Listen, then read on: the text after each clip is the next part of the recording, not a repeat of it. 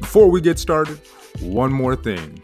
If you want to get any PE gear, be sure to check out TotalManShop.com. That is TotalManShop.com. And use the promo code MHS2020. Promo code is MHS2020 and get 12% off.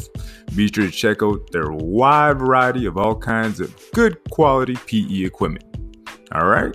And that's promo code MHS2020 for 12% off. And the website, once again, is TotalManShop.com.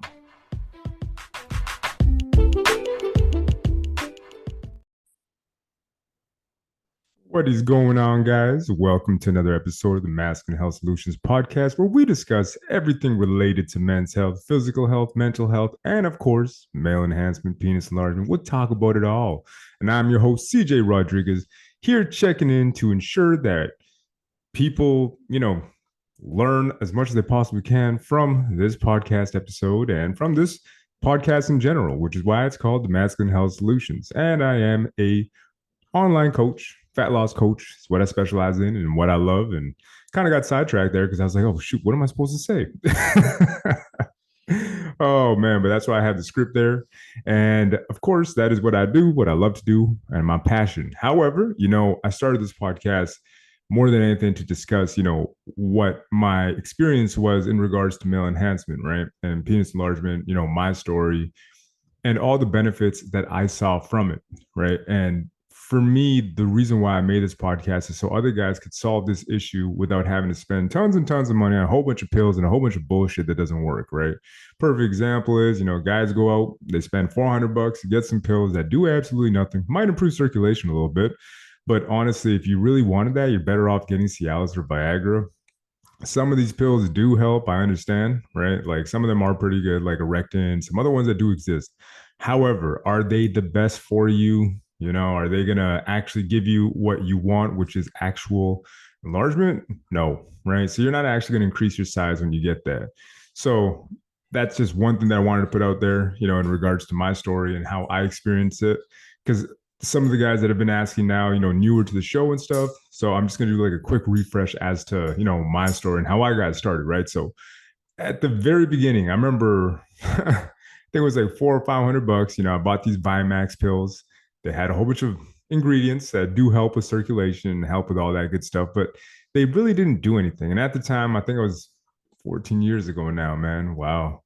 So yeah, I was in my early 20s. And at that time, and for most guys in that stage of life, you don't really need to be taking anything to really help you with any erectile issues. For the most part, I mean, your testosterone's surging, libido's through the roof, you're good to go. You don't really need all that stuff that they're selling out there, man. Like you shouldn't even be, in my opinion, like Viagra, all that shouldn't even be on the table, dog. Like at a young age like that, if you are suffering from ED, it could probably be stress induced, it could be porn induced, but it's probably not from some actual, physiological issues. Unless you got diabetes or something, then, you should definitely see your doctor.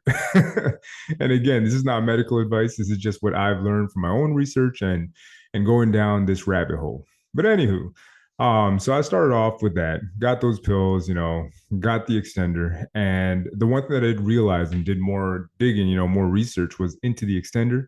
And that's where I started using it and started to see the effects of it. They were very, very positive. And I was like, yo, I'm going to continue using this. However, there was nothing that was really good on the market. That's kind of why I roll with Total Man Shop. I love the products that he has. I love the stuff that Mike's created. And I wish that it existed back when I started. Why? Because the extender that I made had it had a rope, dude. It was painful, right? And I found different ways to kind of make my rig more comfortable. But after wearing that thing for about 2 hours, I'd really feel like, rope burn on my cock. But also, feel like that ring that goes around the base really started to hurt, and the reason why I suffered that pain is that I actually saw that it was working. So I just dealt with it and I said, you know what, even though it's super painful and I don't really like it, I'm going to suffer through it because this is very, very painful, but it works, right? Again, in that time too, I started to discover more about PE, and that's when I discovered JP's 90-day program. And that's one of the reasons, I wrote my book is just like a modified version. Like if I could go back, into the past, and if I could actually change my program, that's what I would change it to. And that's kind of why I was inspired to write the book, and you can find that on the website too. And the reason why I wrote that book more than anything was just kind of a way that I would have altered it, and I would have followed this kind of progressive overload scheme that I created for myself, because I would get more out of it for myself, right? And I think that it's truly, truly effective. And for myself, again, JP's 90-day program, Google it. It's completely free. You can check it out. My book does cost some money. However, you can go on masculinehealthsolutions.com. I do have a lot of free resources there that you can check out.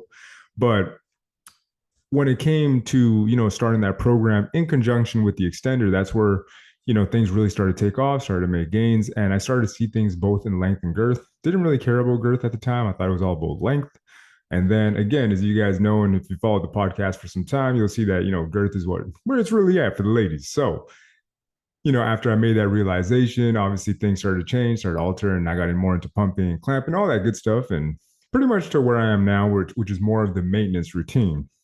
And that's kind of what I just wanted to talk about today, right? Because some of you guys reach out, they ask me, hey, you know what? Because again, last year, I remember I put out the episode on my lost gains during the bodybuilding competition. The thing is, and let me just kind of frame that again, after doing more research on that as well. Like when you do a bodybuilding competition, you're basically starving your body and trying to retain as much muscle as possible, right? You're just chasing pure aesthetics.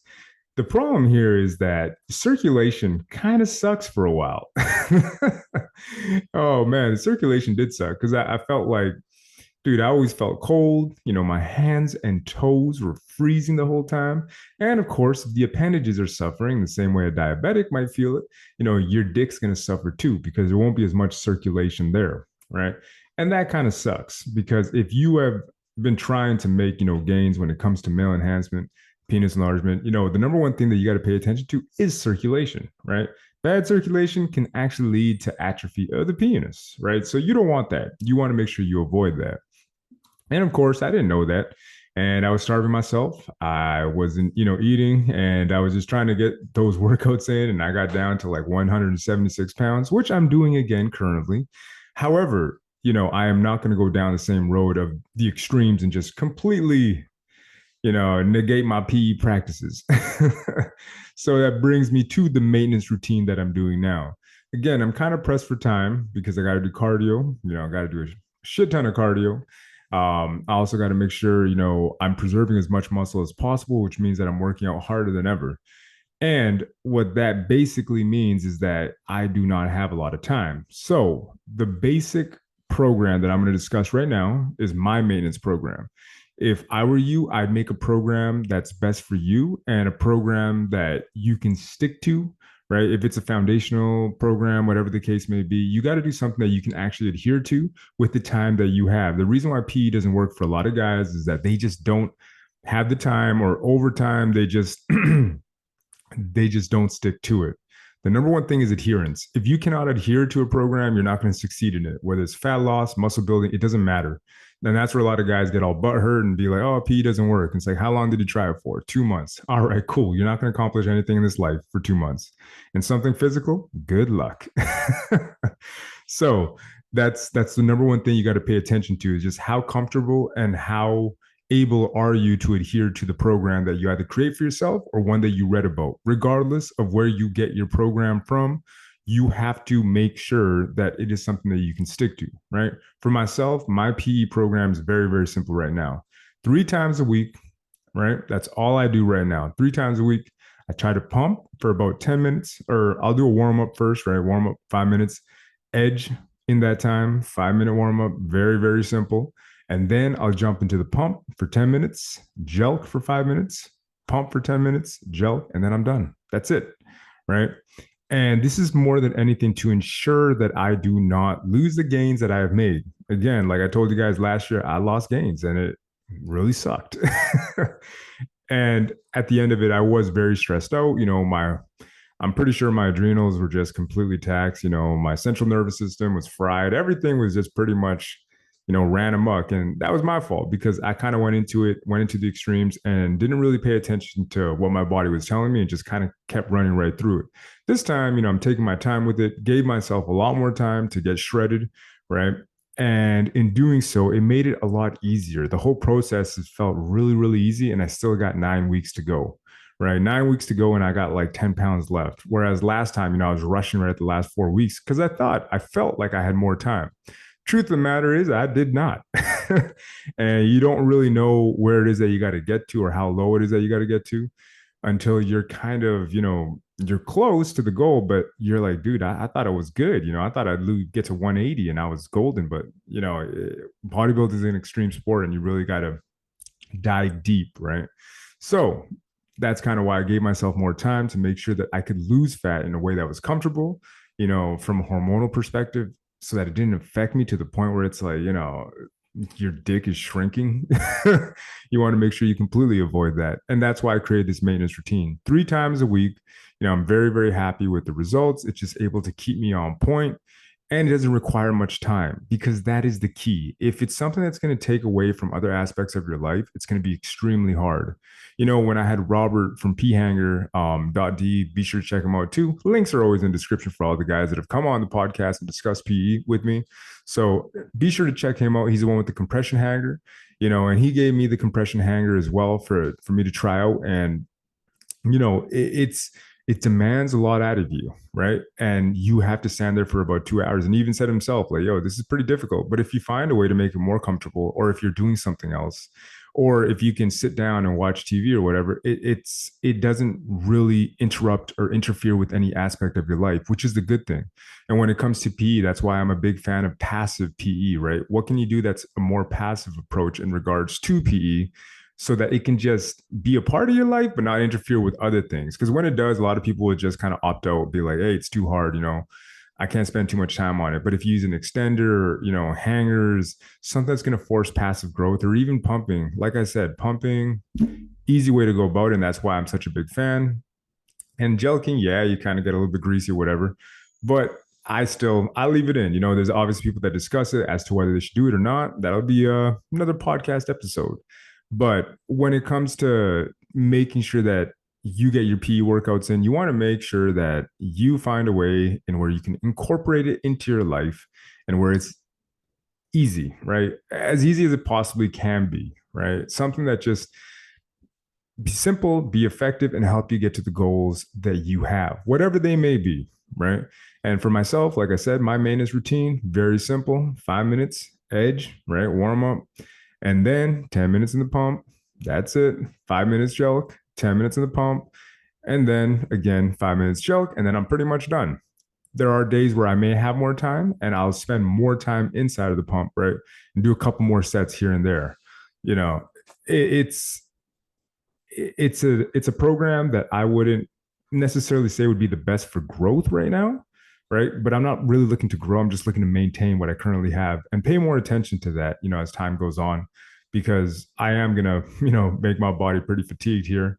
But if I'm able to ensure that I don't lose any of the gains that I've made, and just, even if I grow a little bit in that process, which I don't really expect, I just kind of expect to maintain, I'm going to be very, very, very happy. So, and the thing is too, when it comes to growth, I think it's important that you have more calories. You're taking in more calories, because in the same way you're building any other part of your body, when it comes to penis enlargement, you're going to need those extra calories to help you to grow, right? And if you're not getting them in, chances are your body's probably just going to maintain where you're at. And that's kind of, when it comes to bodybuilding, that's why you work out. You want to preserve the muscle that you have already, and you want to preserve as much of it as possible, which is why you work out when you're in a massive cut, because you're telling the body basically like, hey, I need this muscle, don't lose it, even though it's more for aesthetic purposes.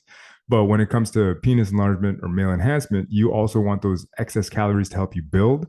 But if you're going to be in a caloric deficit like myself, you want to make sure that your body has the excuse or gets a stimulus that says, hey, this is a very important part of the body.